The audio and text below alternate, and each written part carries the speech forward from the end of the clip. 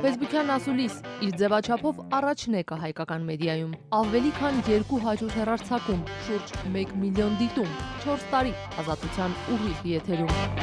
Գրեք ձեր հարցը Facebook-ում, ստացեք պատասխանը մեր ուղիղ եթերում։ Ամեն երեքշաբթի ժամը 16-ին Facebook-յան ասուլիս։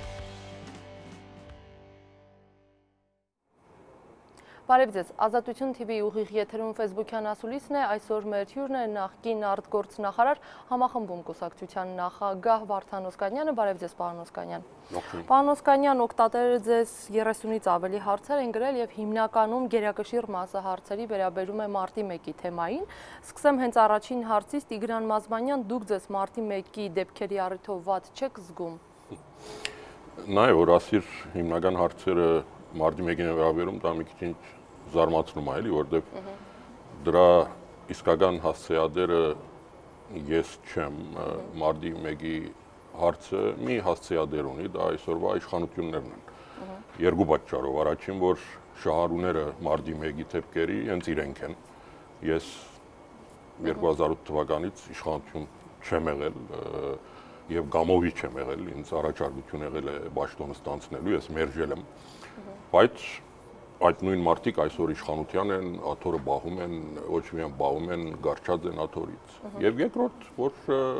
այսօր մարտի 1-ի դեպքերը բացահայտելու, այսօր բանալին իշխանությունների ձեռում է։ Ամբողջ դատարանները իրենց սկողության տակ է, քննիչները, ինֆորմացիան իրենց մոտ է, լավ են տիրապետում են։ Եվ ես երկու ձեռքով գոհ եմ, որ իսկապես հետաքննություն լինի, այդ բոլորը տապանցիկ ժողովրդին ներկայացվի, ուղղակի որպեսզի կարողանանք նաև խուսափել ապակային նման դեպքերի կրկնումից։ Այնպես որ ես չեմ դրա հասցեադերը, իշխանություններն են։ Այնպես որ չհաստատեցնեմ մույս հարց տվողներին, ուղղակի նախորդ ասեմ, որ այդ հարցը պետք է ուղղել իսկապես իշխանություններին։ Բայց քանի կոնկրետ է այստեղ հարցը, եթե ես մեղավոր եմ զգում, նայեք, ես պատասխանատու եմ զգում, այնքանով ինչքանով որ իշխանության մաս եմ եղել այդ օրը։ Այդ իշխանության, որի ես մաս եմ եղել, իսկապես այդ դժբախտ դեպքն է պատահել, որը մեր պատմության սև էջերից մեկն է, եւ ես ուղղակի հույսով եմ, որ նման բան մեր հետագա պատմության մեջ չի կրկնվի։ Այդքանով այո, ես պատասխանատու եմ։ Եղել եմ արտաքին գործերի նախարար, նույնքանով պատասխանատու եմ գյուղատնտեսության նախարարը, էկոնոմիկայի նախարարը, գրթության նախարարը, բայց ես այդ բոլորից շահեգանորեն տարբերվում եմ նրանով, որ ես կոնե այդ օրը, մինչև իսկական դեպքերի տեղի ունենալ, այսին զոհերը, գրագոցները, ես փորձել եմ ինչ-որ բան կանխել։ Մույսների նման ինչ-որ մի անգույն չեմ մտել, չեմ փախել, ելույթ եմ ունեցել, ժողովրդի առաջ կանգնել եմ, ժողովրդի աչքին նայել եմ, խոսել եմ, գոչ եմ արել ընդդիմության, իշխանություններին, բայց արդեն ունեցել եմ իշխանությունների համացանությունը երկխոսության նստելու։ Ես բան եմ փորձել եւ դա ես արել եմ իսկապես իմ պատասխանատվության գիտակցությունից, որպես արտաքին գործերի նախարար, ինձ մտահոգել է երկրի գայունությունը, ինձ մտահոգել է երկրի հեղինակությունը, դրա համար էլ իսկապես այդ համարձակությունն եմ ունեցել, վստահությունն եմ ունեցել, պատասխանատվության զգացում եմ ունեցել եւ խոսել եմ ժողովրդի հետ, այդքանը, այսինքն ես պատասխանատու եմ զգում, բայց հանգիստ եմ զգում իմ մտքում ու խղճում, բայց մյուս կողմից նորից եմ կրկնում։ Հիմնական այս հարցի հետ կապված հասցեադերը այսօրվա իշխանություններն են։ 5 րոպեում, եթե ուզեն, կարան բացահայտեն։ Գնացեք նրանց դուրը խփեք, թող բացահայտեն ինչ է եղել։ Մինչ մյուս հարցերին անդրադառնալ, պարոն Օսկանյան, բան չմնաց ընտրություններին, օրինակ հաղթանակի դեպքում ձեր օրակարգում առաջին մի քանի հարցերը, որոնք են դրան շարքում կա մարտի 1-ի բացահայտումը։ Իշխանությունները դատական համագարկին պետք է տան ամբողջական անկախություն։ Այսօր մեր իսկապես խնդիրներից մեկը հենց դա է։ Իշխանությունը հսկում է նաև դատական համագարկը։ Այսօր մեր մոտ որ չկա արդարություն, չկա հավասարություն, չկա վստահություն երկրի նկատմամբ, տնտեսության նկատմամբ, ներդրումներ չեն գալիս, որտեղ մարդիկ չեն հավատում, որ մեր դատական համագարկը անկախ է։ Եթե ես իշխանություն եմ, դա արդեն իմ խնդիրը չի, ես նույնիսկ իրավունք չունեմ գոչ անելու, ես համաձայն եմ իհարկե ասացի, դատական համակարգը ինքը պետք է զբաղվի այդ հարցերով, բայց ես որպես իշխանություն իհարկե որևէ կերպ չեմ խոչընդոտի, ընդհանրապես քաչալերեմ, որ իսկապես դրանք գնան անեն, բայց դա դատական համակարգի իհարկե առաջարկություն էլ կանեմ, հիմա էլ եմ անում, հիմա գոչ եմ անում այսօր իշխանություններին, 8 տարի է անցել, 9 տարի, անընդհատ շահարկում եք, մարդկանց ուղղորդում եք, դու որ հարց տվիր, բա ինչի ինձ են հարցնում, երբ ակնհայտորեն հասցեադերը ես չեմ, դրա պատասխանը շատ բարձ է, ուղղակի ուղղորդված է, քաղաքական շահարկում է, ուղղորդված է որ կողմից, որտեղից են այս ծլակները շահ ունեն, որպեսզի դա փարթեն ինչ-որ մի մարդու վրա, որ ընդհանրապես կապ չունի։ Օսկանյան մարտի 1, գիտեք, այդ ամբողջը մի նախատեսության մեջ իսկապես դա բան է, էլի, օքսիմորոն է, այսպես ասած։ Ես ոնց կարող եի մարտի 1-ի ենթադրենք այդ դեպքերի հետ կապ ունենայի։ Ոչ հրամանդվող եմ, ոչ իրագործող եմ, ընդհանրապես երկրի արտաքին գործերի նախարարն եմ, քաղաքացի եմ, որը մտահոգված էր երկրի ուրեմն գայունությամբ, երկրի հեղինակությամբ, այդքան բան։ Շնորհակալ եմ, անցնենք հարցերին։ Իզաբելա Աբգարյան, պարոն Օսկանյան, 2012 թվականին, երբ բլոգերների, այդ թվում նաև ինձ հետ հանդիպում էիք ունեցել, Ժառանգություն կուսակցության մասին վատ կարծիք ունեիք, չմանրամասնեմ, եւ իրական ընդդիմություն համարում էիք Բարգավաճ Հայաստանի, որի ցուցակում էիք ընդգրկված։ Ինչ ձեզ սովորեցրին անցած տարիները եւ իրադարձությունները, ինչպես է փոխվել ձեր կարծիքը այսօր։ Իզաբելա, լավ գլինի որ մանրամասնես, այսինքն եւ սա պատասխան իմաստություն ասում, որտեղ իսկապես չեմ հիշում, բայց ես ինձ իմանալով, որտեղ իմ մեջ չկա այդ որևէ այլ քաղաքական ուժի նսեմացնելու, դժվար թե ժառանգության մասին վատ բան ասացին, հատկապես որ ժառանգության բոլոր դղաներին ես իսկապես շատ հարգում եմ։ Ամենից որ եթե Իզաբելան հիշացնի, միգուցե կարող եմ բացատրել, ընդունել կամ չընդունել, բայց որ բարգավաճում եմ եղել եւ բարգավաճի հարցերն եմ առաջ տարել, բարգավաճին եմ պաշտպանել եւ ներկայացնել որպես ընդդիմություն, դա առած կլինեմ բնականաբար։ Եվ իրոք իմ գուսակցություն մտնելուց հետո բարգավաճը իրոք դարձավ ընդդիմություն, բայց իհարկե չգնաց բոլոր գիտեք այն ճանապարհը, որ ես կցանկանա ինչ որ բահի մեր բոլորի հայտնի արդեն պատճառներով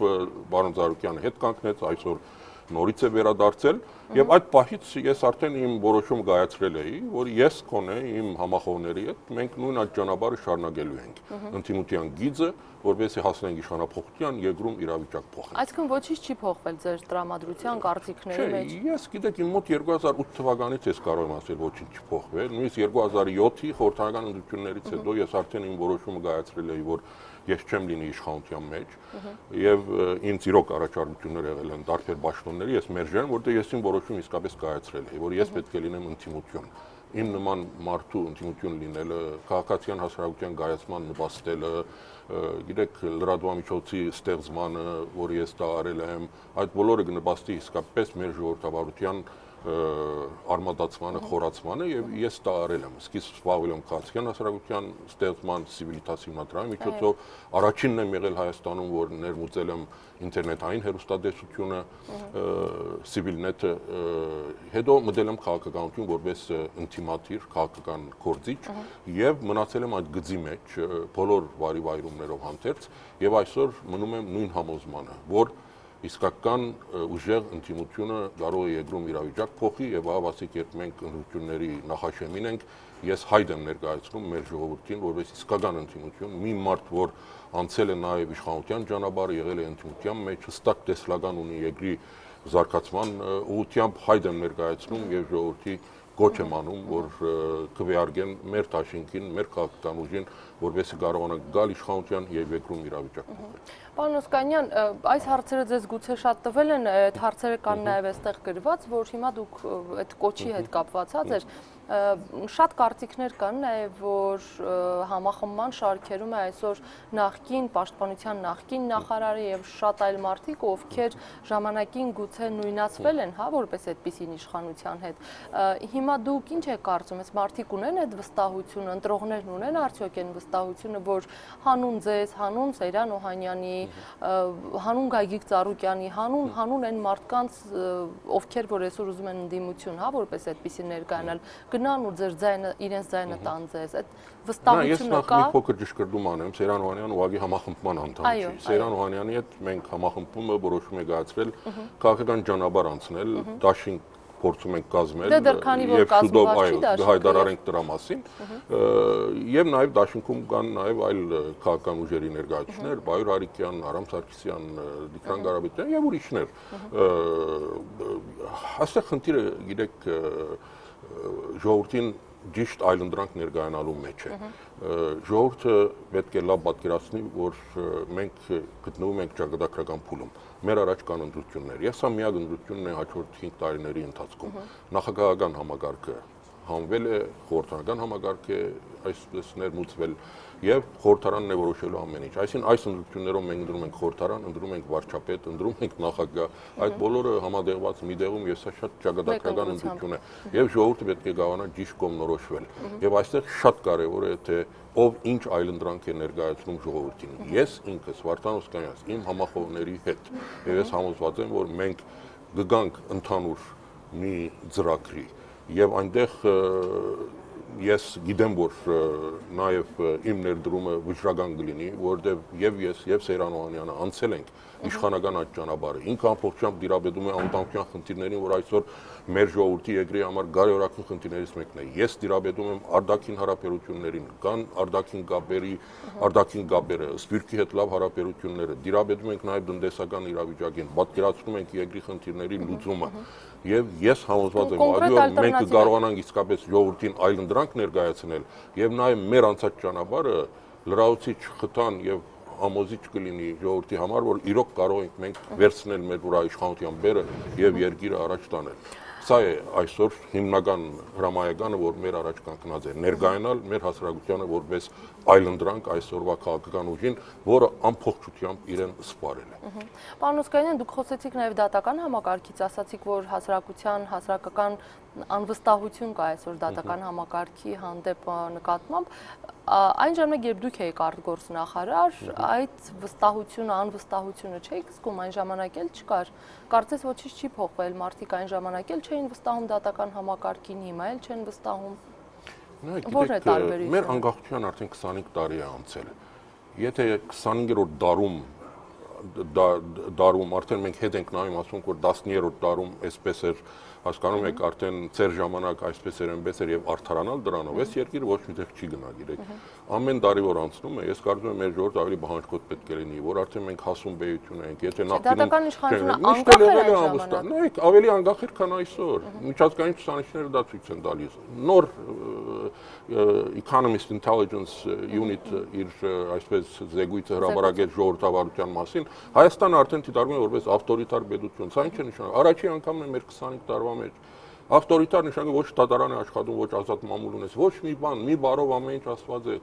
եւ սպասել, որ դրանից հետո օդար ներդրողը գալու է Հայաստան ինչ որ փող դնի եւ մեր տնտեսությունը զարգացի, դա բացառված է։ Դրա համար ես ասում եմ այս իշխանությունները իրենց սպառել են։ Դու մամուլի աշխատակից ես։ Գիտեք, որ միջազգային հեղինակավոր գազམ་ագերբությունների գնահատմամբ Հայաստանի մամուլը դիտարկվում է այսօր ոչ ազատ, ոչ թե դիսազատ, անազատների շարքում է։ Նույնը դատարաններն են, նույնը կոռուպցիոն մեր ինդեքսն է, վերջի հրապարակում ենք 10 կետ հետ ենք գնացել, հանձնաժողով են ստեղծել եւ հանձնաժողով աշխատելուց հետո մի 10 կետ հետ ենք գնացել։ Օրից օր վատանում է, այ խոսքը դրա մասին է, հետ գնալու ասել, որ ծեր ժամանակ նույնն էր ու արդարանալ դրանով։ Գիտեք, սա ցավալի վիճակ է, ուրեմն այս երկիրը միան վատին կարա ցկտի, ոչ թե լավին։ Այնպես որ դա արդարացում չի։ Այո, նախկինում էլ ես ինչ չի եղել, բայց ավելի լավ է քան այսօր, բայց ակնկալիքը այսօր ժողովրդի շատ ավելին է, որը ամեն տարի որ անցնում է, ներկա իշխանությունները ավելի մեծ պատասխանատվություն կա, որովհետեւ երկրում իրավիճակ փոխեն, որովհետեւ ժողովուրդը թողում գնում է, այսինքն զուգահեռաբար քոնե մեր ժամանակ կանգնել էր արտակախտը, սա փաստ է, չէ՞։ Սա փաստ է 2005, 6, 7 թվականներին 0 էր արտակախտը։ Ընդհանրապես դրական էր արդյունքները, ներքախտ կար արտակախտի փոխարեն։ Այսօր ամսական 10, 15, 20 հազար մարդ Հայաստանը թողնում գնում է, այսինքն դա առավել ահազանգային է դառնում, որ մենք երկրում իսկապես պետք է իրավիճակ փոխենք, երկիրը դնենք զարգացման ճիշտ ուղու վրա։ Դրա համար էլ ես ասում եմ, որ այս հաջորդ ընդդիմությունները իսկապես շատ ճակատագրական են։ Ես փորձում եի գտնել արտագաղթի թեմայով հարցը, բայց անցնենք առաջ ընթացքում, հա, Սերգեյ Շեհիլյանը գրում է, պարոն Օսկանյան, մտնում է քաղաքականություն, որ ինչ անեք, նոր ներկայացնում էր պարոն Օսկանյանը, մտնում է, որ ինչ անի, հիմա չէ գտնում, որ ժամանակն է երիտասարդներին ղեկավարելու հնարավորություն տրվի։ Առաջին հատվածին, այո, պատասխանել եք, երկրորդ մասին ունեք պատասխան։ Ես համաձայն եմ, երկուսը իրար չի հագասում միջից քո հարցի երկու հատվածները, մեզ նման նախ փորձառու մարդիկ պետք է գան, բայց չկարչեն աթորից։ Ես սա մի անգամ ապացուցել եմ։ 2007-8 թվականներին ինձ համար հասանելի էր Հայաստանում ցանկացած պաշտոն։ Ինձ առաջարկվել է մնալ իմ դեղում արտաքին գործերի նախարարի պաշտոնում, ես ասել եմ, չէ, ասել են լավ ավելի թեթևի մեջ քոնե արտաքին հարցերով նախագահի խորհրդական, ասել եմ, չէ, ասել են ցանկացած երկրում տեսփան, ասել եմ, չէ։ Ես նույնիսկ այս հարցում ավելին ասեմ, նայեք, հրաբարակային երբեք չեմ ասել, մամուլում սա գրվել է, բայց ես անձամբ երբեք հրաբարակային չեմ ասել։ Երբ 2007-ին արդեն պետք է իշխանությունը որոշում կայացներ, թե ով է իշխանության տեխնազոն լինելու նախագահության։ Քոչարյանի մոտ իրեք մտքում մի քանի տեխնազոներ կային։ Մեկը բնականաբար Սերժ Սարգսյանն է, որ այդպես էլ եղավ։ Դրանցից մեկն էլ ես էի, ես չգիտեմ, եթե ուրիշներ կային, թե չէ։ Այսինքն Քոչարյանի մտքում կար Սերժ Սարգսյան, կար Վարդան Օսկանյան, որպես իշխանության տեխնազոն, որը պետք է ներկայանար ժողովրդին եւ ժողովուրդը փաստորեն իր քվեն տար։ Ես նաեւ այդպիսի հնարավորություն եմ ունեցել։ Քոչարյանը վերջում, այո, որոշում կայացրեց Սերժ Սարգսյանի մասով, ես համոզված եմ, ելնելով նրանից, որ երբեք ես չեմ հարցրել, բայց գիտեմ, որ բանակի կորձոնը, անվտանգության խնդիրները, Սերժ Սարգսյանի փորձը այդ ուղղությամբ հաշվի առնելով, որ մենք դեռ պատերազմի մեջ գտնվող երկիր ենք, դա ծանրագիշիր այսպես կորձոն էր իր որոշման մեջ եւ ինքը փաստորեն կանգնեց Սերժ Սարգսյանի վրա։ Հիմա պատկերացրեք, երբ որ այլընտրանքը ես էի, ինձ համար ցանկալի ճաշտոն արդեն հասանելի էր, բայց ես դա չցանկացա անել։ Բայց կոնկրետ նայ ճաշտոնները ինձ առաջարկվել, բայց ես մերժել եմ, ուզեցել եմ իսկապես ընդդիմության մեջ լինել։ Սա որ ինձ համար ճաշտոնը ամենաբարձրից մինչև նախարար կամ խորհրդարանի անդամ բացարձակ նշանակություն չունի։ Ինձ հետաքրքրում է երկրում իրավիճակ փոխել։ Ես պետք է հայտնվեմ մի այնպիսի տեղում, որ կարողանամ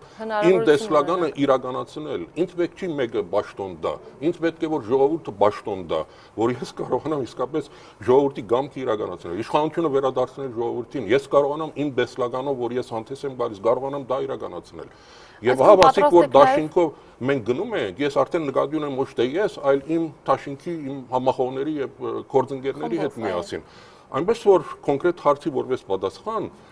մեր նման մարդկանց գարիք կա թեր, մենք պատերազմի մեջ ենք, ծանր վիճակում ենք, այդ փորձը անհրաժեշտ է, բայց այնպիսի մարդիկ են պետք, որ չեն ցկտում իշխանության հավերժ այնտեղ մնալու, որ պատրաստեն հաջորդ սերունդը։ Դան իսկապես այդ երիտասարդներին իհարկե, ես իմ ամեն մի ելույթում մենք երկու օրից համախմբում կուսակցությունը երիտասարդական համակումար ունենք։ Այնտեղ ես ելույթ կունենամ նույն միտքը կշեշտեմ, մեր հիմնադիր համակումարում իմ հիմնական շեշտարկներից մեկը դա էր, որ հաջորդ սերունդին է պատկանում այս կուսակցությունը, իշխանությունը, երկրի ապական, մենք նրանց վրա պետք է հենվենք, բայց դեռ ժամանակը չի այդ երիտասարդներին անփորձ բերել եւ աշխատանքի դնել։ Մեր փորձը թեր անհրաժեշտ է։ Երկրորդ, երրորդ դերերում Գիտեք, հա, իհարկե, այնտեղից կսկսեն, բայց ղեկավար թիրքերում այսօր իսկապես մեր նման մարդկանց Հիմա դրա փորձը կա, վարչապետը երիտասարդ կադրեր է բերել, դուք կարծում եք, որ մեծ բեռ է իրենց ուսերին այս բանի։ Ուղղակի ես կոնկրետ հարցին եմ պատասխանում, որ բայց կարծում եք մեծ բեռ է դնել միանգամից առաջին գծում երիտասարդ պաշտոնյաները։ Նայեք, ես երեք արդյունքներով եմ պատում ընդհանրապես։ Ես շատ օբյեկտիվ եմ իմ գնահատականներում, ես նայում եմ արդեն որերորդ օրն է վարչապետը աշխատում է իր արդեն գազմ ունի նախարարների արդյունքներին նայում օրից օր վատանում է 2016-ի մեր տնտեսությունը աճել է 0.5%-ով, այսինքն գես տոկոսով, որը ես կարծում եմ, որ փաստորեն չի աճել մեր տնտեսությունը, անգում է ապրել։ Այդ ցուցանիշներս նայում բոլորը հետ են գնում, բիզնեսները փակվում են, ներդրումները նվազում են, աղքատությունը աճում է, պետական բարտը օրից օր ավելանում է։ Այսօր պետությունը նույնիսկ կոմերցիոն բանկերից է փող վերցնում բարձրօգտագործներով, որովհետեւ ժողովրդին գիտեք աշխատավարձ բաժանի շատ ծանր է իսկապես մեր տնտեսության վիճակը գդրուկ եթե փոփոխություն չեղավ նոր մտքեր նոր թեմքեր մարդիկ որոնք գապ չունեն այսօր բիզնեսի հետ չեն թաթախված կոռուպցիայի մեջ եւ դա ապացուցել են այդ նման մարդիկ են այսօր պետք իշխանության կան որովհետեւ կարողանան գիտեք ես իմ անունից կարամ խոսեմ հասկանաք ես չեմ ուզում անուն բան ես կարամ իմ անունից խոսեմ իմ թիմի անունից խոսել եւ այն մարդկանց որ ես ստանում եմ եւ որոշել եմ նրանց հետ թաթախվել կոռուպցիայի մեջ այդ շարքում ում եք տեսնում Ձեր համախոհները Հայաստանը կոռուպցիայի մեջ չի թափված այսօր իշխանությունները պաշտոնի փերումով այդ քայթագությանը չեն դիմացել իսկապես շահարկել են իրենց թիրքորով բաները պաշտոնները եւ խրվել են եւ նրանցից ակնկալել որ երկրում իրավիճակ կփոխեն ուղղակի անհույս է գիտեք մի աքսիոմա կա այն մարդիկ որ այսպիսի իրավիճակ ստեղծել են չեն կարող այսին խնդրի մաս են գազում չեն կարող լուծման մաս լինել սա նաեւ գիտության մեջ է կիրառվում Պրոբլեմ առաջացնող չի կարող լուծում առաջարկել։ Պետք է գան նոր մարդիկ, որովհետեւ լուծումներ առաջարկեն, որովհետեւ կարողանան երկիր իսկապես հասցնել։ Շնորհակալ եմ, պարոն Օսկանյան, ինչ վերաբերում էր արտագաղթին, դուք նախորդ հարցի պատասխանում հենց խոսում եք արտագաղթից, Վարդան Ալավերդյանը գրել է պարոն Օսկանյան, ինչպես է կանխելու հայաստանցիների մասսայական արտագաղթը, որը սկսվեց, թեպետ դուք նշում եք, որ այդպես չէ, բայց որը սկսվեց 2008-ի մարտի 1-ից եւ որը շարունակվում է մինչեւ օրս։ Եվ երկրորդ հարցը արդյոք հավատում եւ վստահում եք այն մարդկանց, որոնք ձեզ շրջապատում են ամենուրեք։ Արտագաղթ Հայաստանում իհարկե միշտ եղել է տարբեր չափսերի, սկզբնական շրջանում գիտեք ծանր վիճակից ելնելով մեր ժամանակահատվածում մի քանի տարի իսկապես թաթարել էր, որտեղ եկնիշ տնտեսական աճ կար, ժողովուրդը հույս էր տեսնում, արտաքին քաղաքական ոլորտում արդյունքներ կային, այդ բոլորը բերեց նրան, որ կանգնեց արտագաղթը։ Եվ դա իսկապես հույս է տալիս, որ նման բան կարելի է նորից անել։ Այսինքն մեր ժողովուրդը այնպես չի, որ ինչ ուզում ես արա ինքը միշտ ցկտելու է, գիտես, դուրս ոչ։ Ընդհանրապես, օրինակ ես մարդիկ կա, որ արտաքին աշխատանքի են Մոսկվայից է վերադառնում վերջերս, իմ գողքը նստել էր մի մարդ, որի հետ զրուցում էի, ասաց, ընդհանրապես եթե վստահ լինեմ, որ Հայաստանում 300,000 դրամ կաշխատեմ, գիտեք, ես այդ Սիբիրներում չեմ լինի, ես իմ ընտանիքի գողքը կլինեմ, մարդկանց ուզածը մեծ բան չի, իրենց անհավատորյա հացանաբավելն է։ Ինչ խնդիր կա այդ մարդկանց հոգսը կարողանալ իսկապես հոգալու մեր երկրում, իրենց հայրենիքում, որ իրենց մոտ մնան, գիտեք, առաջի հերթին պետք է հույս տալ, երկրորդ պետք է այս անարդարությունները վերացնել, երրորդ հավասար պայմաններ ստեղծել բոլորի համար, որովհետեւ կարողան իրենք դրսևորել, եւ վերջապես գնալ իսկապես խորքային բարեփոխումների, որովհետեւ կարողանանք իրոք ստեղծագործական տնտեսական քաղաքականություն վարել, համարձակ, որովհետեւ կարողանանք շատ կարճ ժամկետում երկրում տնտեսական իրավիճակը փոխել եւ ես դրա իսկապես հնարավորությունը տեսնում եմ։ Երկու քայլ պետք է արվի միաժամանակ։ Խորքային բարեփոխումներ, որովհետեւ երկրում մթնոլորտ փոխվի, իրավիճակ փոխվի եւ դրսի վստահությունը լինի երկրի տնտեսության նկատմամբ եւ նաեւ ներքին վստահությունը, զուգահեռաբար համարձակ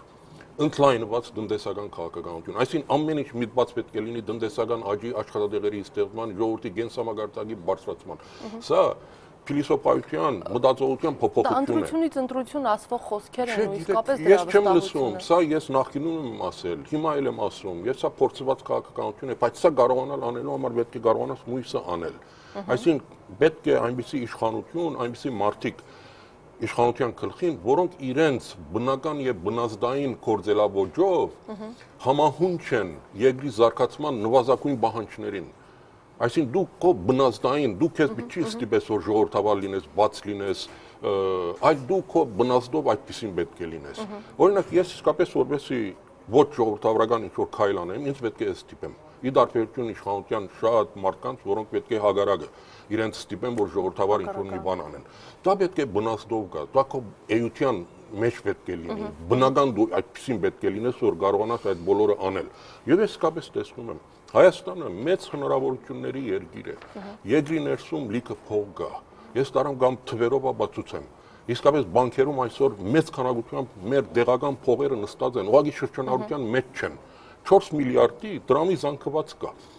Դա եթե 5 անգամ շրջանառություն անի, մենք պետք է 20 միլիարդի այսօր հնա ունենանք, որ ունեցել ենք 2008-ին 10 միլիարդ, երբ դրամի զանգվածը սրա գեսն էր, այսինքն գրկնագի շրջանառություն է եղել։ Սա ինչ է վկայում։ Այն որ փողը բանկում նստած մարդիկ վստահություն չունեն տնտեսության վրա եւ շրջանառության մեջ չեն դնում։ Գա ըսպիրկը, գա արտաքին ներդնողները, գա միջազգային հանրության բարի գամքը։ Այսինքն ես ուղղակի համոզված եմ, ես իսկապես համոզված եմ, գիտեք, ես դեմագոգ չեմ եւ անպատասխանատու բաներ չեմ ասում։ Բայց ես այդ բոլորը տեսնելով, լավ իմանալով, այդ թաքնված ռեսուրսները տեսնելով եւ նրանք բացահայտելու ճանապարհները լավ իմանալով, ես կարող եմ ամենապատասխանատվության ասեմ, իշխանության թեփքում հնարավորություն կա միջին հաջորդ 5 տարիներին ամեն տարի 1.5 միլիարդ դոլար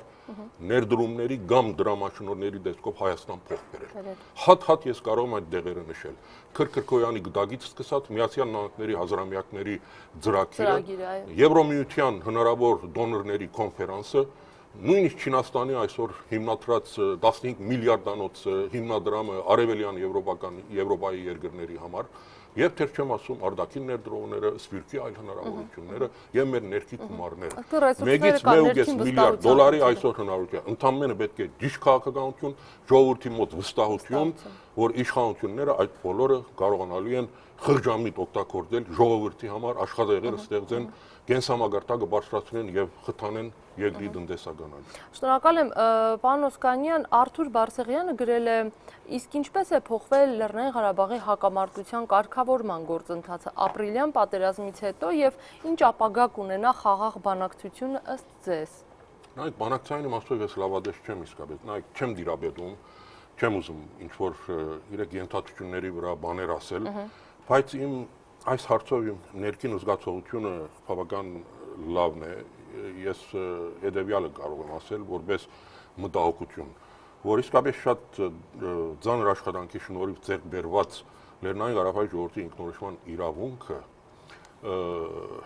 դրա ամրագրումը եւ դրա քննարկումը առհասարակ օրից օր ավելի մթակնում է, մենք մեր ձեռից դա գործնում ենք, սա ինձ իսկապես մտահոգում է եւ շեշտը նորից գնում է միայն ու միայն ինչ-որ դարածքների վերադարձի վրա։ Ես սա շատ մտահոգում եմ, նշանակում մենք հետ ենք գնում 1990-ական թվականներ, 97, 98, երբ հիմնական շեշտը օրագարկում մի խնդիր կար, դարածքների վերադարձ։ Այս սա ինձ խստակույնս մտահոգում է։ Եվ ես տեսնում եմ ճանապարհները, որ ոչ միայն կարելի այս բոլորը հետ շրջել, վերահաստատել ինքնորոշման իրավունքին, այլ մի այլ հարթություն էլ վերև տանել։ Իրոք այսօր հնարավորություն կա, եթե վերև տանել այն իմաստով, որ ոչ թե իրավունքից խոսել, արդեն փաստից խոսել։ Լավ։ Ես կարողացել եմ իսկապես մեր դիվանագիտության ջանքերով հասցնել նրան, որ կարողանալ բանակցային փաստաթղթում ամրագրել Լեռնային Ղարաբաղի ժողովրդի ինքնորոշման իրավունքը։ Բայց չմոռանանք, որ 25 տարի է արդեն Լեռնային Ղարաբաղի ժողովուրդը արդեն ինքնորոշվել է եւ արդեն իրավունքից պետք է անցնել ինքնորոշացնելու փաստի ճանաչմանը եւ քննարկումները պետք է բերել այդ հարթություն։ Եվ սրա ժամանակն է հնարավոր է դա անել։ Օրինակ, երբ նոր է նշանակվել նախարարի պաշտոնում, երբ նման այսպես գիտեք անալոգիայով այլ իրավիճակ էր, երբ միջազգային հանրության հիմնական շեշտադրումը գնում էր զուտ ավտոնոմիայի վրա եւ ես խոսում էի, որ հնարավոր է դա ջարդել եւ խոսել ինքնորոշման իրավունքից, ինձ ասում էին, չէ, միգուցե միամիտ է լինում, ուղղակի դա բացառված է հնարավոր չի, բայց դա արեցինք, չէ, կարողացանք դա անել։ Հիմա նույն պատասխանությամբ ես ասում եմ, որ հնարավոր է իսկապես ճիշտ դիվանագիտության դեպքում իրավունքից անցնել արդեն փաստի ճանաչմանը, դրա հնարավորությունը ես տեսնում եմ եւ կարող եմ ասել, որ նաեւ իմ շատ նախնական երկկողմ այսպես հանդիպումները դարբեր շրջանակներից վկայում են նրան, որ դա միջազգային հանրության համար էլ շատ ընկալելի կլինի։ Մնում է, որ դրա հստակ ճանապարհային քարտեզը ոչ, դա հնարավոր է անել, պետք է դրան լավ նախապատրաստվել եւ դա իսկապես շատ ճկուն դիվանագիտության է ենթադրում, որի հնարավորությունը ես այսօր էապես տեսնում եմ։ Լավ, պարոն Օսկանյան, հարցերը ավելանում են, ժամանակը պակասում է, պիտի խնդրենք ավելի կարճ։ Արտո Հարությունյան, պարոն Օսկանյան, Սասնա ծռերի ապստամբությունը ողջունելի էր ձեր համար, եթե ոչ, ապա ինչու։ Նայ, ողջունելը եկեք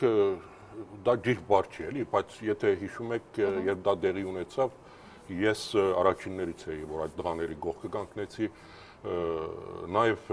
ակնհայտ էր մեր հասարակության ուրեմն դիրքորոշումը այդ օրերում կոնե ջախջախիչ մեծամասնությունը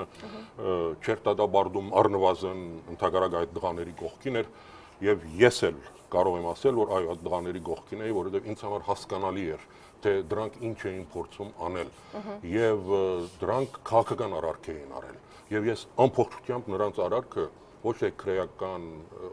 գիտեք, քաղաքական հարթության վրա եք զուտ քաղաքական հարթության մեջ էի դիտարկում, որովհետև իշխանություններն էին ստիպում, որ այդ հարթության մեջ դա դիտարկես, որովհետև ուզում ես հասկանալ այդ տղաները ինչի այդ քայլին գնացին, որովհետև իշխանությունները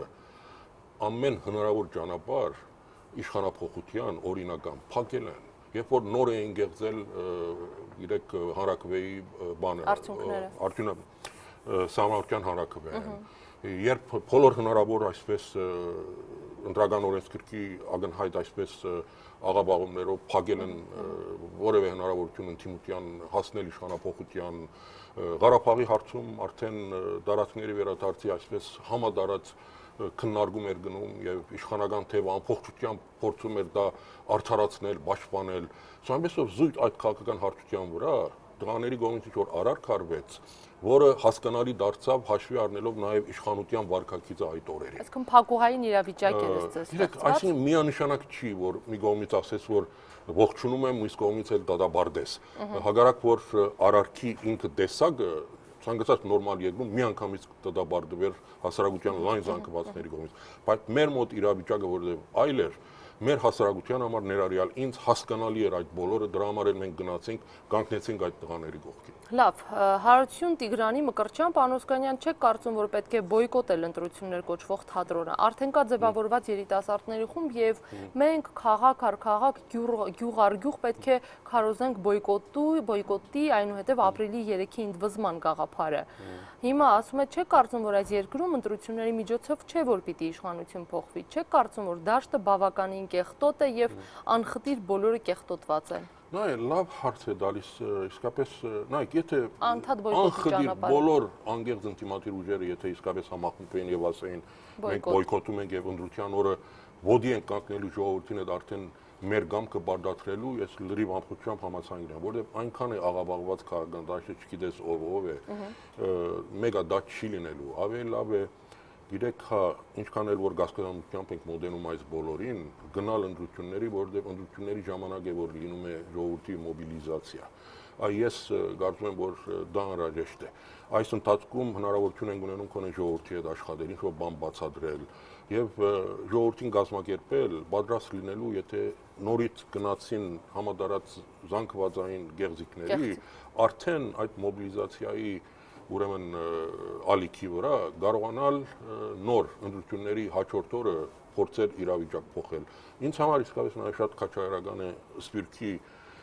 այսպես համախմբումը, բոլոր այն նախաձեռնությունները, որ այսօր արվում են Սփյուռքի գազམ་ությունների կողմից, բայց հատկապես հայտնի անձնավորությունների կողմից։ Դա նշանակում է, որ արդեն Սփյուռքը նաև իրեն դեր է զգում հայրենիքին։ Արսինե Խանջյան, արդեն Արսինեն, Սերտանկյան, Աթոմը, բոլորը իսկապես շատ են հայրավոր են եւ ես համոզված եմ, որ նրանք շատ դրական ազդեցություն են ունենալու այդ ընտրությունների վրա դոկտորական առաքելությամբ։ Այո, այսինքն երկրի դեր են զգում եւ ինչքան լայն մասնակցություն լինի Սփյուռքի կողմից, այդքան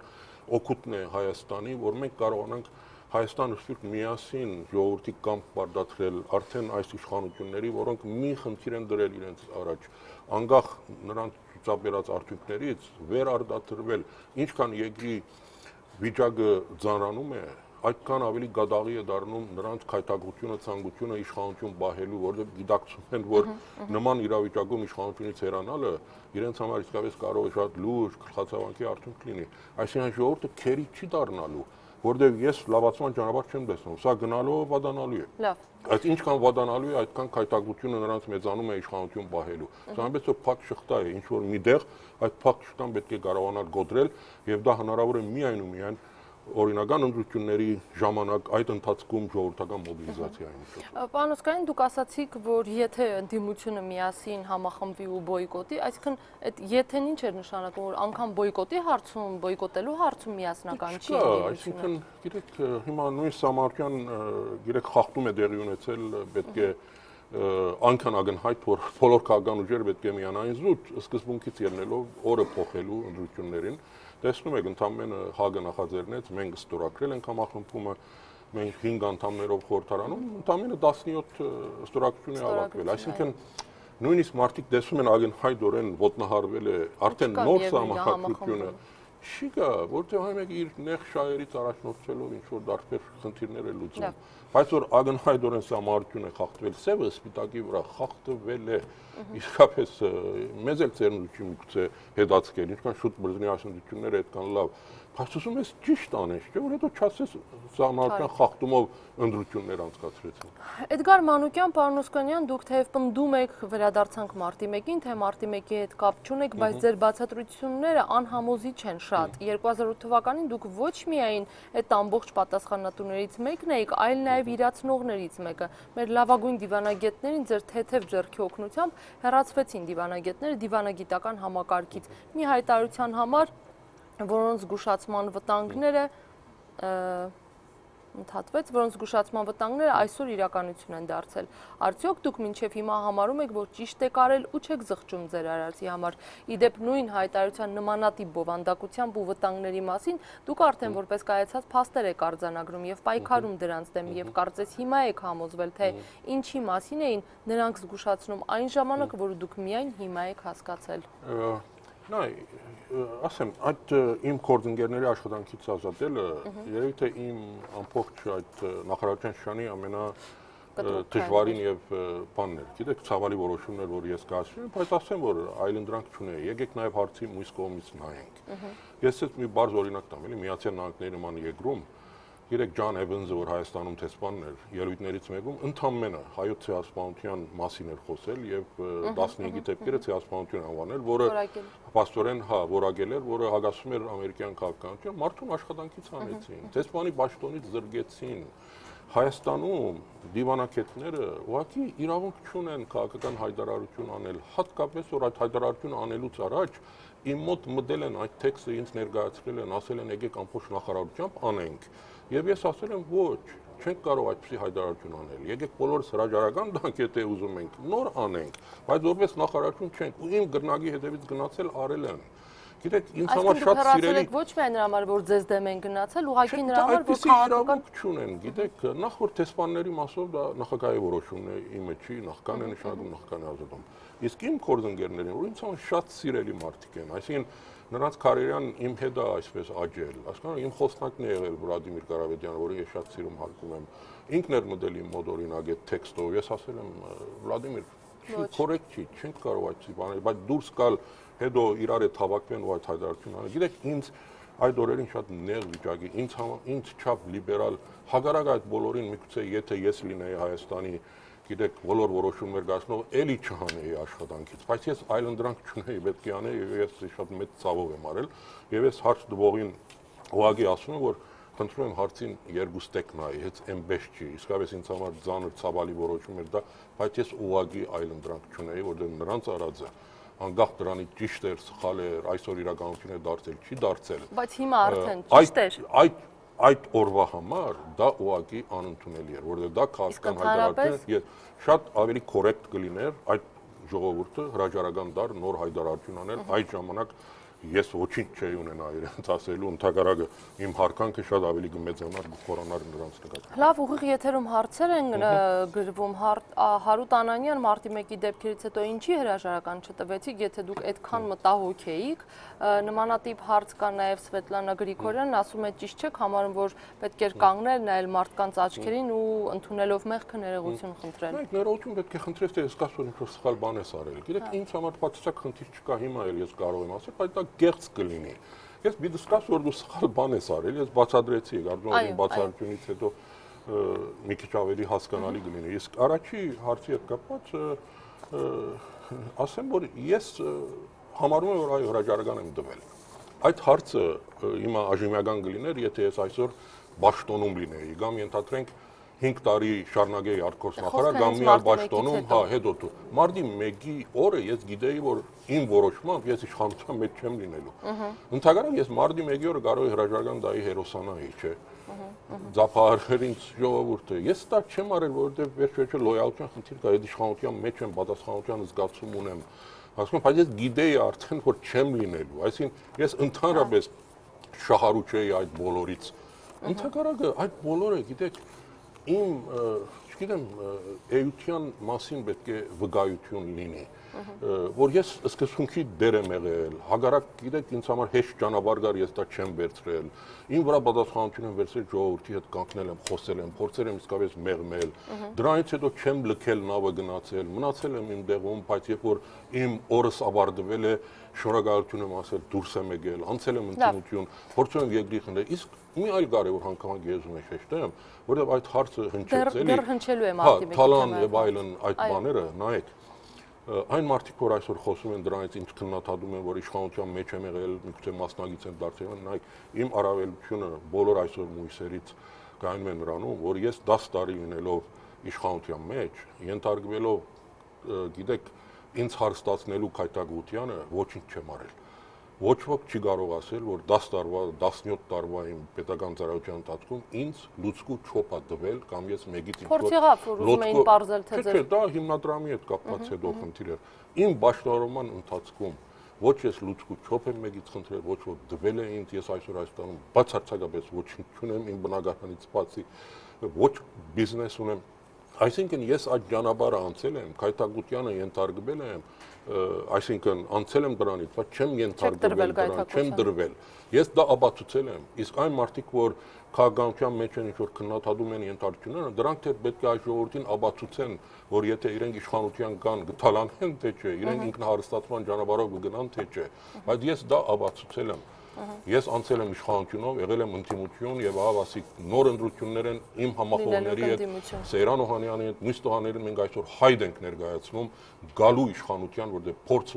ունենք անկեղծությունը, ունենք ազնվությունը եւ տեսնում ենք ճանապարհը իսկապես երկրում լրջակույն փոփոխությունների ֆունդամենտալ։ Պարքև Պետրոսյան, ձեր կարծիքով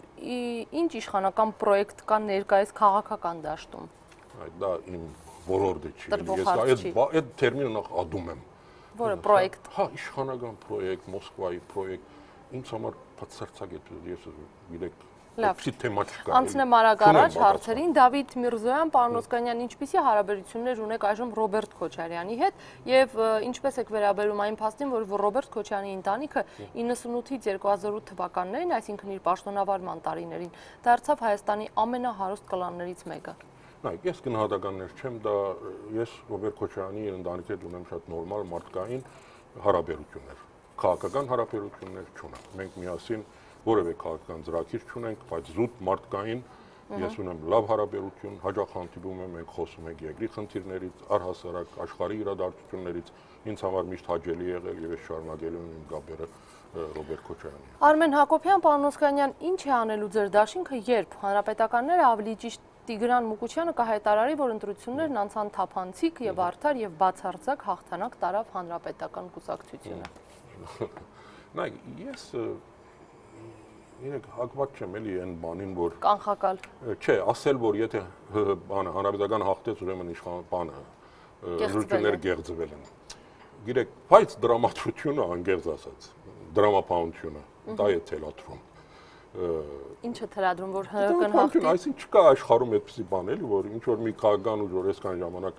իշխանության եղել երկիրը անտուտի եզրին է, ընդհանրակը, այսինքն անտուտ քլորվում է, էլի, ոչ թե եզրին է։ Արդեն քլորվում է, չէ՞, ու կարողանա իշխանություն բահել։ Գիտես, սա հագասում է դրամապանությանը։ Այդպիսի բան չի կարող լինել, հասկանում եք, սա այնպես որ այդ նախտասության մեջ է մի քիչ բան գա, էլի, օքսիմորա գա, բայց նորից եմ ասում։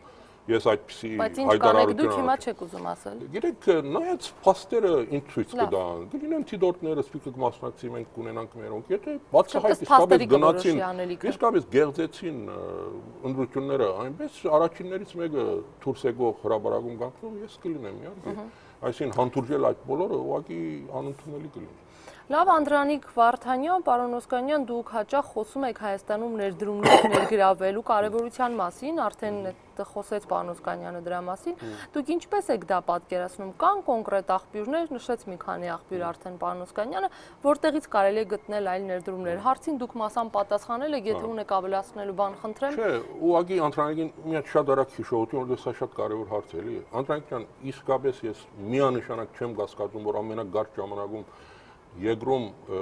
հիմնական իրավիճակ կարելի է փոխել, երկիրը դնել զարգացման ճիշտ ճանապարհ։ Ուղղակի չեմ կասկածում, ուզում եմ որ դու էլ չկասկածես։ Հավատա քո ուժերին, քո ժողովրդի, աշխատող ժողովուրդ ենք, հասկանում եք, պատրաստ ենք աշխատելու, խելք ունենք եւ լիքը ռեսուրս կա։ Ես թվարկեցի նորից թվարկեմ, կան ներքին ռեսուրսներ, բանկերում նստած է, կա սփյուռքի ռեսուրսներ, կա Քրկոյանի նաեւ գտակը, կա հազարամյակների ծրագիրը, կա Եվրոմիության փողերը, կա չինական փողերը, կա ներդրողների փանագը, որ մի քիչ երկրում տնտեսության այսպես նկատմամբ վստահություն լինի, դրանք գալու են ներդրեն, կա դրամաշնորհների լայն հնարավորություն, անսահման է, իսկապես Հայաստանը մեծ ռեսուրսների երկիր է, մենք շատ արագ կգար, մտնում է իսկապես մթնոլորտ փոխել, վստահություն ստեղծել, կասկած չունենաք, որ ամենագա ինչ է 3 միլիոն մարդ այսօր լավագույն դեպքում Հայաստանում ապրում է, սրանց իսկապես արժանավայել կյանք տալ, զարգացած երկրում եւ ապահով երկրում ապրեցնելու խնդիր չկա, ես ուղղակի համոզված եմ դրա մեջ, որ ամենագարճ ժամանակում հնարավոր է այդ խնդիրները լուծել։ Լավ, Ալա Հովհաննիսյան, պարոն Ոսկանյան, շուտով լրանում է մարտի 1-ի սպանդի 9 տարին։ Արդյոք դուք պատրաստ եք, կրկնվող հարցեր են, բայց կարդամ լավ, արդյոք դուք պատրաստ եք նայելով զոհվածի մոր աչքերին պատասխանել։ Դուք ընդունում եք ձեր մեղքի բաժինը, պատրաստ եք բարձրաձայնել կրակելու հրաման տվողի անունը, արգելված զենք օգտագործելու հրամանով է արձակել, որի արդյունքում Չերյոմուխա 7-ից զոհվել է իմ որդին Տիգրան Խաչատրյանը։ Այսօր 9 տարի անց արդյոք չեք գտնում, որ ձեր կողմից ավելի բարոյական կլիներ այդ ժամանակ հրաժարական տալ, քան ոճրագործության մասնակիցը դառնալ, հնչեց արդեն պատասխան, բայց Արաջան, բոլոր հայը մի քանի շերտ ունի քո հարցը, բոլորին էլ կարծում եմ պատասխանել եմ եւ հրաժարականի եւ պատասխանատվության, նայեք նորից հարցը գալիս է, ես պատրաստ եմ իսկապես նստելու ցեզ հետ, ես քո ընտանիքի, այո, իսկապես ցավը զգում եմ, պատրաստ եմ նստելու եւ քո աչքին նայելու, շատ անգեղ զրույց ունենալու եւ բացելու ինչ գիտեմ, գիտեք, միակ հրաբարակային այսօր որ թադակնություն լինի, չէ, երևի միակ մարդը որ բեք չէ գանչեն բանի, գիտեք, վկայություն տալ, դա ես եմ, որ իմ վկայությունը էկրանի վրա է, էլի, մահմուլում է, ես միակն եմ։ Մույսերը, չգիտես ուր էին, ինչ էին անում, ինչ էին որոշում, ով էր որոշում։ Ես այնինչ գիտեմ, ասել եմ, այդ մի ժամանոց բանն եմ տվել ասուլիսին, որը հստակ նվա։ Այսինքն մտածել, որ կարող է ես ինչ-որ իմանամ ով է գրակել, ով է հրամանտվել, գիտեք, դա հետաքննություն, նորից եմ ասում, հասցեադերը իշխանություններն է, ես ցեզ վստահեցում եմ 5 րոպե, իշխանությունները 5 րոպեում կարան այս խնդիրը լուծել, փակել, գնացեք իրենց դուրը խփեք, հարցը տվեք եւ բահանջեք։ Այդ հարցը ես էլ ցեզ հետ կգամ։ Այսօրվա իշխանություններին 2008-ից ով է իշխանությունը։ Նույն մարդիկ են։ 2008-ին։ Դա 2008-ից եկել է իշխանության ինչ որ մի խումբ մարդիկ, որոնք մինչև այսօր կան։ Այսինքն, ասացի ես, եւ թադարանները, եւ քննիչները, եւ ինֆորմացիան, եւ անվտանգությունը, եւ ոստիկանությունը, ինչ ասեմ, ամեն ինչ ձեռն է, չէ՞։ Յուրա Հակոբյան, պարոն Ոսկանյան, ճիշտ է այն տեղեկատվությունը, որ ժառանգությունը ձեզ միանալու համար պահանջներ է ներկայացրել, դաշինքի ցուցակի առաջին 4-5 անդամները պետք է լինեն ժառանգականներ, իսկ դաշինքն էլ պետք է կոչվի ժառանգություն, նվազագույնը Նոր Հայաստան։ Եթե այո, ապա ո՞րն է ձեր պատասխանը եղել։ Նայ, խիստ կասկածում եմ, որ այդպիսի պահանջներ դեն, ես բանակցող չեմ, ինչ-որ ժառանգությունը ինքը բանակցային խումբ է ստեղծել, այդպես հայտարարվեց, մեր դաշինքն էլ ունի իր բանակցային խումբը, երևի իրար հետ խոսում են, այդ խնդիրը դերին չի հասել, ես շատ տափանցիկ կարող եմ ասել, որ ես Սերանոյան Ռաֆի Հովհաննիսյան մի անգամ իրար հետ հանդիպել ենք, շատ ընդհանուր զրուցել ենք, հիմա արդեն թիմերն են աշխատում, բայց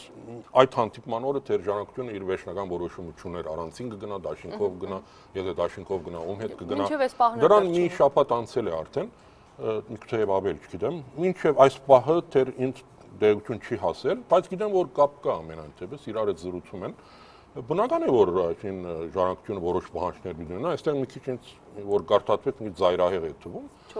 բայց որ պահանջներ կլինեն բնականաբար, այն մեկը իր շահերը ունի։ Ես հույս ունեմ, որ մենք կարողանանք, եթե կան այդպիսի տարակարություններ հարթել եւ ընդդիմություններին գնալ դաշինքով, որտեղ ես իսկապես շատ հարգում եմ, ինչպես ասացի, Ռաֆի Հովհաննիսյանին, ժառանգության բոլոր տղաներին եւ իսկապես աղջիկներին, եթե Զարուհին էլ որոշի գա։ Այս Զարուհի Փոստանջյանի եւ մենք միասին իսկապես կարողանանք արդյունքների հասնել։ Զարուհի Փոստանջյանի կարծիք այն, որ ինքը երբեք չի միավոր, թե երբեք այլ կարծում եմ ժառանգությունը պիտի միայնակ գնա ընտրությունների։ Ձեր կարծիքով։ Չէ, դա իր կարծիքն է, ես հարգում եմ իր կարծիքը։ Իսկ այն որ ժառանգությունը հայտարարել է, որ ելք կամ համախմբում, դուք ես երկու կուսակցությունների մեջ ինչ-որ տարբերություն կամ նմանություն տեսնում եք, ձեր կարծիքով ինչու ժառանգությունը կանգ առավ այս երկուսի վրա, թեպետ օրերս կհայտարարի նաև։ Ելքից ասում են, որ ձեր հետ որևէ համընդհանրություններ չունեն եւ առնվազն տարօրինակ են համարում, որ նժարի վրա է դրվել երկու կուսակցությունները։ Ես այդպիսի բաներ չունեմ։ Չունեք ասել։ Մարտի 1-ի թեման անընդհատ կրկնվում է։ Հիմա Դանիել Լեոնիսյանի հարցը կարդանք ու կրկին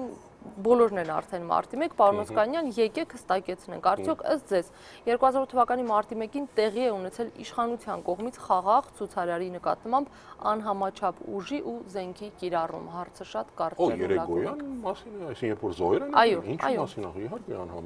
անհամաչափ չի եղել, եթե մարդը զոհվել ոնց կար համաչափ լինի։ Այդ հարցը կարելի է տալ առավոտվա թեփքերի հետ կապված, որ արդյոք ոստիկանությունը որ հրաբարակը։ Գիտեք, հիմա արդյոք Սարիթաղի ուժի գիրառումը վերջերս համաչափերթ է չէ, ենթադրենք բանը էլեկտրիկ Երևանի ժամանակ որ ձեդուչարտ էին անում, գիտեք մոտ 150 համաչափերթ է չէ, հարաբերական է, գիտեք, նման բաներ որոշում են, երբ որ այսպես անգախ դժվար ես ոստիկան չեմ, գիտես, անգախ հանձնաժողով է ստեղծվում եւ որոշում են ոստիկանությունը իրեն լավ բայեց, սխալ բայեց, ճիշտ բայեց եւ այլն։ Այնպես որ դա մի քիչ հարաբեր է, բայց որ երեկոյան երբ որ մարդ է մահացել, այսինքն այնտեղ երկու գարտիկ չկա, էլի, ուրեմն անհամաչափ ուժ է գիրառվել։ Լավ, Արմեն Վարդանյան, պարոն Օսկանյան, կարող եք ձեր դաշինքի օգտին քվեարկել պատրաստվող քաղաքացիներին երաշխավորել, որ ընտրությունից հետո ոչ մի դեպքում կոալիցիա չեք կազմի Հանրապետականի հետ։ Խնդրում եմ հարցից պատասխանել հստակ։ Նայ, շատ հստակ ես բացառում եմ, բայց ուղղակի որ դեմագոգիայի չվերածեմ, էլի, օրինակ, ինչ էր անունը հարց տվողին։ Արմեն Վարդանյան։ Արմեն ջան, հիմա ենթադրենք, այսպես հիպոթետիկ մի բան ասեմ, ենթադրենք մենք հավաքել ենք 45% ՀՀԳ-ն իշխանությունը 6% ու երկուսով 51 ենք լինում ու չկա ինչ որ այլ քաղաքական ուժ, որի հետ հնարավոր է ենթադրենք 51-ի հասնել, այսինքն այդ չեք բացառում 6%-ը ենթադրենք որ որևէ ազդեցություն չի ունենալու, մենք մեր ծրագիրն ենք անելու, մեր գանքն ենք թելադրելու, ինչու՞ չէ, միգուցե, բայց գնալ ինչ որ իշխանության հետ որ ցեվական կոալիցիա մտնել դա բացառում է։ Եթե դուք լինեք մեծամասնություն փոքրամասնություն, չեք բացառում։ Արի թյուրիմացություն որովհետեւ չլինի։ Այո, բացառում եմ, որ իշխանության հետ մենք որևէ կոալիցիա կազմենք կամ որևէ համագործակցություն ունենանք։ Ուղղակի ես առաջի մասը հետ եմ հանում։ Պատասխանում շատ կոնկրետ, բացառում եմ։ Բարի։ Արտուշ Չիբուխչյան, Հայաստանում քաղբանտարկյալներ կան, եթե այո, մինչև հիմա ինչ է կարել նրանց ազատության համար։ Այ մի անգամից բացառում այո կան։ Այո կան, որովհետև մի քանի անուն մի անգամից մտքում գալիս է, բայց դա մի քիչ որտեղ նուրբ հարց է, բացատրության գարիք ունի, էլի։ Նախ ինչ են կարել, օրինակ նայեք, խորհրդարանական գործընթաց որ եղել է սորակցություն հավաքելու, մենք ստորակ բան ենք մասնակցել ենք, մենք ենք նախաձեռնել, որովհետեւ գալանքը փոխեն այդ քաղբանտարկյալներին։ Մենք հadoop հայտարարություն ենք արել, որ այն ժամանակ Արմեն Մարտիրոսյանը, Անտիաս Ղուկասյանը եւ մի քանի ուրիշներ քաղբանտարկյալներ են։ Սա ամենից որ ինչ որ հնարավոր է արել ենք։ Օրինակ Անտիաս Ղուկասյանը միանշանակ քաղբանտարկյալ է։ Ինձ համար Ժիրար Սեֆյանն նույնպես քաղբանտարկյալ է։ Կան բազմաթիվ այլ անուններ, ուղղակի ես բոլորի անունը չեմ հիմա արտաբերել, ուղղակի չնեղանան, էլի, բայց որ Հայաստանում կա քաղբանտարկյալի միանշանակ է։ Նայ, քաղբանտարկյալի ձևակերպումը կամ հասկացությունը հետևյալն է, գիտեք, իր քաղաքական հայացքների կամ նաև քաղաքական կորձունեության գործողությունների, եթե օրենքի շրջանակներում է։ Եթե ինչ-որ մեկը գործողություն արա օրենքի շրջանակներում, քաղաքական նպատակ է հետապնդել, դրա համար իրեն նստեցրել, քաղբանտարկյալ է։ Եթե ինչ-որ միտքեր է հայտարարել, հայացքների համար են նստեցրել, առավել եւս քաղբանտարկյալ է։ Անտիաս Ղուկասյանը ինչքան այդ ցանկում։ Այո, օրինակ Անտիաս Ղուկասյանը ինչքան գիտեմ, ելույթ է ունեցել, մի քիչ էս խիստախոս է նախկային նկատմամբ, ենթադրությունը կոնե այն է, որ նրան բաճում են եւ անընդհատ գալանքը այսպես երկարում են ժամկետը։ Ժիրարի նկատմամբ ինչ որ ասում են ինքնաշարժում զենք է հայտնաբերվել, դա ինչ որ գործողություն է ենթադրենք, բայց ապացույց չկա, էլի դա օրինական չի, այսինքն համոզիչ չի եւ այնքան ժամանակ որ դատարանի որոշում դեռ չկա եւ գիտես որ այդ տղաները քաղաքական ներգրավվածություն ունեն, միանշանակ եզրակացությունը այն պետք է լինի, որ նրանք քաղբանտարկյալներ են, ինչեւ դատարանը այլ բան որոշի եւ դեռ դատարանի որոշումն էլ համոզիչ լինի իսկապես հայաստանյան պայմաններում, որ իսկապես համոզիչ լինի, որ քաղաքական որոշում չի դատարանին, դեռ այդ հարցն էլ կա, էլի։ Իսկ եթե որ ընդհանրապես դատարանի դեռ որոշում չկա, միանշանակ ովքեր որ քաղաքական կոորդինացիայությամբ այսօր բանդում նստած են, նրանք քաղաքական բանդակյալներ են։ Ինձ համար կոնե։ Լավ, Արմեն Վարդանյան, պարոն Օսկանյան, դուք կողմ եք, որ Հայաստանը մնա ԵՏՄ կազմում, թե ոչ, ինչու ազգային ժողովում չմասնակցեցիք քվեարկությանը եւ ձեր դիրքորոշումը չհայտնեցիք ԵՏՄ-ին միանալու կապակցությամբ։ Նայ, որտեղ ես այն ժամանակ ԲՀԳ-ի մեջ էի եւ գուսակցությունը հավաքական որոշում էր կայացրել, որ դեմ չի քվեարկել։ Ես չէի կարող գնալ, էլի, որովհետեւ եթե գնայի պետք է դեմ քվեարկեի, որոշեցի չգնալ, որ ուղղակի գուսակցության որ հա թիմից այդպես չառանցնանամ։ Նայ, ես չէի կարող գոմ քվեարկել մի քանի պատճառով։ Նախ որ գտնում էի այդպես հապճեպ պետք չէր գնալ մտնել, որովհետեւ դա լավ մտածված չէր, ժամանակը ճիշտ չէր, առնվազն դա պետք է հետաձգել, կարողանար ավելի լավ պայմաններ բանակցել, եթե քննարկումների արդյունքում որոշում կայացվեր, որ այո, եթե մտնելը մեզ համար ձեռնդու է, որովհետև դա խիստ հարցական է։ Հիմա որ մտել ենք, գիտեք, միանգամից դուրս գալը սխալով փորձելու կատեգորիկ որոշումներին կողմ չէ։ Նայեք, ես բայց հետեւյալը, եթե իշխանություն ունենք, ես հետեւյալը կանեմ, գվերաբանակցեմ մեր անդամակցության պայմանները ԵԴՄ-ում, որովհետև Հայաստանը իսկապես ունի իրավունքը այդպիսի խնդիր բարձրացնելու, որովհետև ամենափոքրն է այդ անդամ երկրներից, տնտեսության եւ բնակչության առումով։ Սահման չունի մյուս անդամ երկրների հետ։ Մենք պետք է այդ կազմակերպությունում առավելություններ ունենանք։ Առավելությունները որն է լինելու։ Առաջին, որ Եվրոմիության հետ մենք կարողանանք խորքային երկկողմ պայմանագիր ստորագրել, որը շատ մոտ կլինի ասոցիացիայի պայմանագրին, բայց ոչ նույնը, որովհետև այդ փուլը անցել է, նույնը չենք կարող ունենալ, բայց կարելի է հնարավորինս մոդեցնել, եւ ես կարծում եմ, որ ԵԴԲ-ում կարելի է այդպիսի խնդիր բարձրացնել։ Երկրորդ, Վրաստանի հետ որոշ ինտեգրացիոն գործընթացներ սկսելու նաև իրավունք ձեռք բերել, որովհետև մեր ավական նաև շատ բանով կախված է, թե ինչքանով Վրաստանի հետ մենք կլինենք ինտեգրված տնտեսական մասով, մշակութային մասով, սա շատ կարևոր է։ Այնպես որ ես այդպիսի խնդիրներ իսկապես կդնեի ԵԴՄ-ի ներսում եւ միայն կատեգորիկ մերժման դեպքում կարելի էր արդեն մի քիչ խնդիր ավելի խիստ դնել ԵԴՄ-ի դուրս գալու հարց բարձրացնել, որովհետեւ վերջ-վերջո Հայաստանը իր շահերը ունի, պետք է իր շահերը հետապնդի։ Բայց գդրուկ այդպես հայտարարել հիմա ասել, որ հենց որ եկանք իշխանության դուրս ենք գալու, ես կարծում եմ, որ դա սխալ կլինի։ Լավ, Արսեն Բոյաջյանը հարցնում է, որտեղից են գոյանում ձեր եկամուտները, թեպետ դուք արդեն խոսեցիք, որ ոչ մի բիզնես չունեք եւ ընդամենը մեկ տուն ունեք Երևանում, այդուհանդերձ հարցնում է, որտեղից են գոյանում ձեր եկամուտները։ Երևի անձնական նկատի ունի, ոչ թե գուսակցության։ Այո, անձնական եկամուտները ձեր։ Այո, արդեն ես նախ ասեմ, որ իմ գենսակերպը բավական համեստ է, իսկապես այսպես շռայլություններ չունեմ։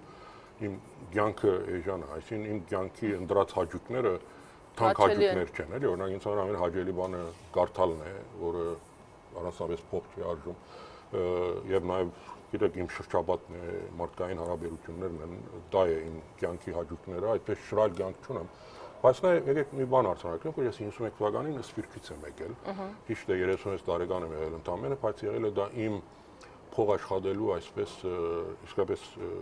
կյանք ընտանիք կառուցելու, այսպես ամենաձաղգուն պիկը, երբ թողել եկել եմ Հայաստան 51 թվականին, արդեն ես իմ առանձնատունն էի գնել, որ ինչ հիմա ունեմ, իմ գիտեք ամբողջ գործերը թողել եմ, վերադարձել եմ, բայց արդեն ինչ որ որոշ գումար աշխատել եմ, իսկապես իմ պիկն էր եղել, կարող էի մնալ շարունակել, բայց այլ ընդդիմություն եմ գտել։ Առավել ես որ այսպես սերունդներով ընտանեկան նաև աջակցություն եմ ունեցել, մեր ընտանեկան պայմանները ված չեն եղել, այնպես որ այդ բոլորի համատվում են։ Հատուկ եկամուտ Հայաստանում չունեմ, խորհրդանական իմ աշխատավարձն է, բայց նաև օդար լրատվամիջոցների համար ես հոդվածներ եմ գրում եւ հոնորարներ եմ ստանում, որոշ կոնսուլտացիոն այսպես բաներ եմ անում,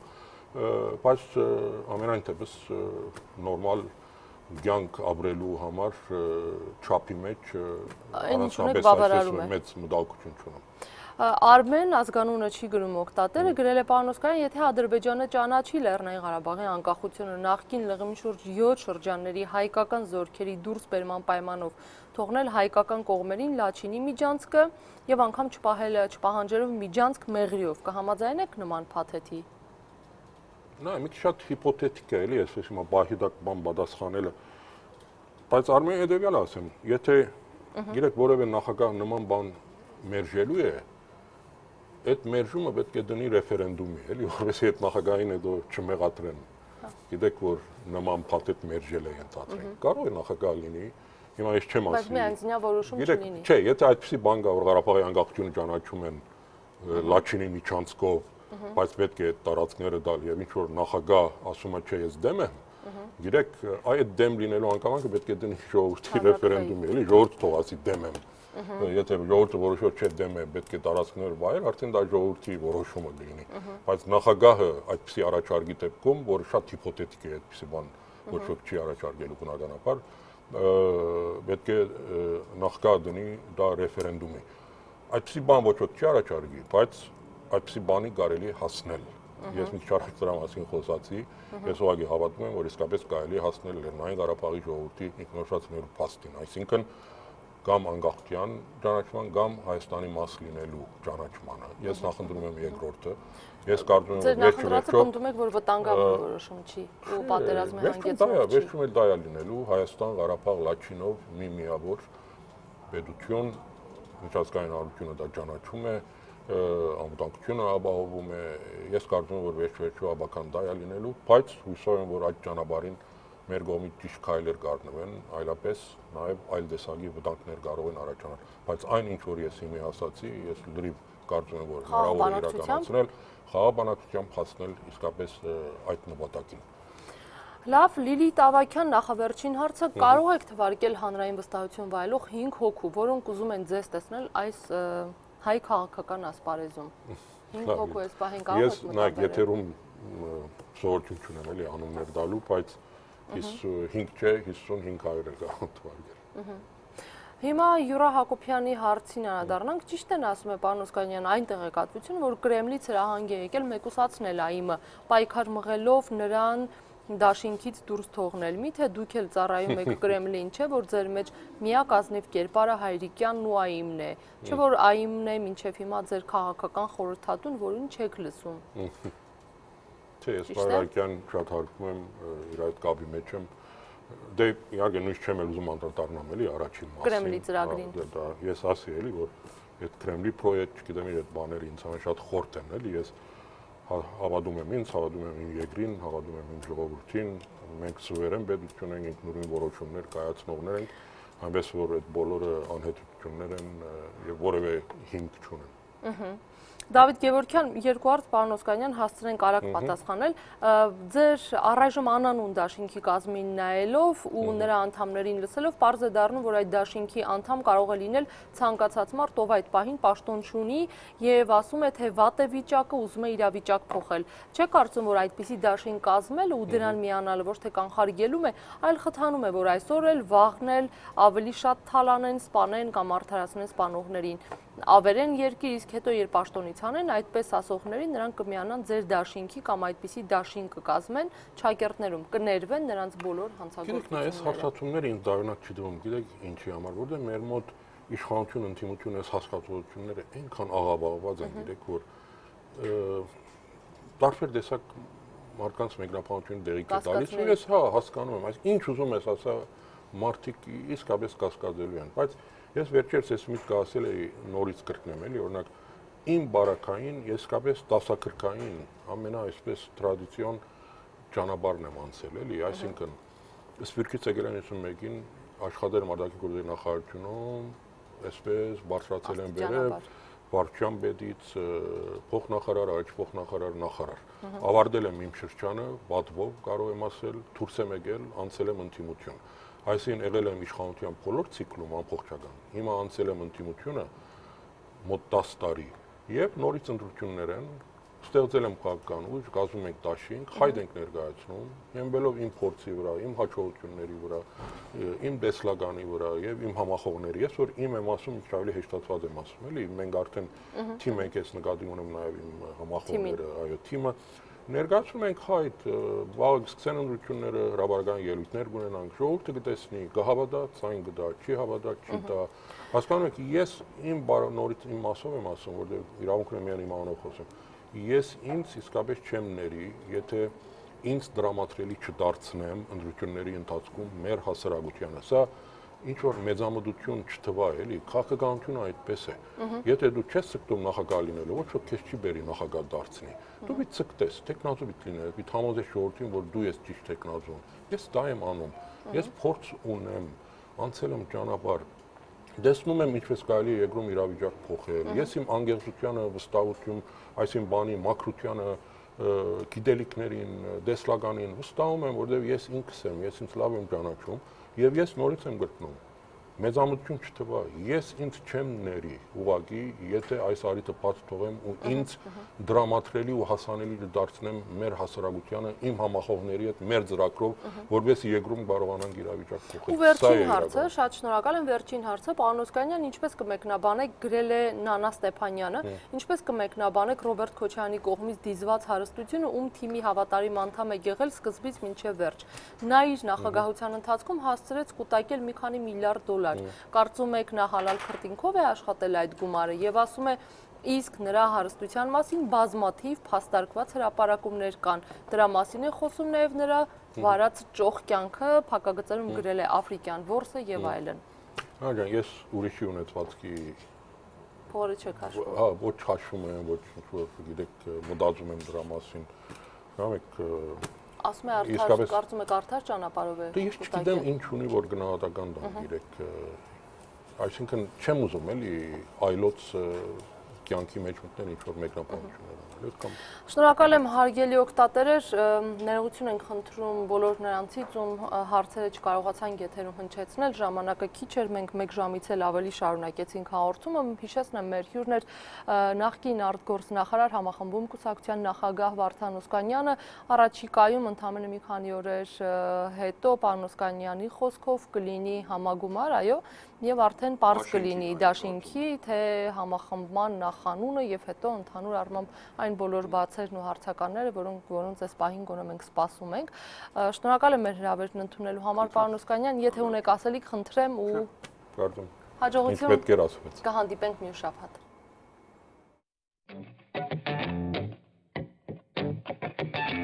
Facebook-յան ասուլիս իր ձևաչափով առաջն է հայկական մեդիայում, ավելի քան 200 հեռարձակում, շուրջ 1 միլիոն դիտում, 4 տարի ազատության ուղիղ եթերում։ Գրեք ձեր հարցը Facebook-ում, ստացեք պատասխանը մեր ուղիղ եթերում։ Ամեն երեքշաբթի ժամը 16-ին Facebook-յան ասուլիս։